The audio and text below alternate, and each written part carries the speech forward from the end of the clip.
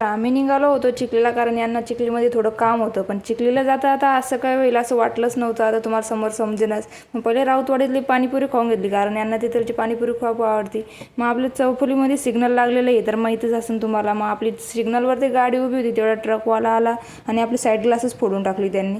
मग traffic police पण आले होते तिथं आणि काही आपले प्रेमाचे माणसं पण बघून आपल्याला तिथं थांबलेले होते. आजूबाजूला बघू शकता तुम्ही, खूप पब्लिक गोळा झालेली होती. मग ते त्या जे ट्रकवाल्याचा मालक आहे तो आला होता. ते म्हणजे सर जाऊ दे म्हणजे चुकून झालं म्हणे. मग तिथून आपण गाडी डायरेक्ट यश कार डेकोरमध्ये घेऊन गेलो बघायला काही झालं आहे का नाही तर. मग तिथं गाडी आपली लावून दिली टाटा पंच, तुम्ही बघू शकता. मग भावाला विचारलं, बघ म्हटलं भावा काही झालं आहे का आपल्या गाडीला. भाऊ म्हणजे तुमच्या गाडीला काहीच नाही झालं आहे, गाडी एक नंबर आहे. थोडा साईड ग्लास निघला होता त्याच्यावर बसून त्याला बघू शकतो तुम्ही, गाडी एकदम टकाटक दिसत होती आपली. मग तिथून गेलो आपण काळी मामाची मिसळ घ्यायला. हॉटेल अंकुशच्या बाजूलाच आपली काळी मामाची मिसळ आहे. मग घरचे म्हणे येता येता मिसळ घेऊन येजा.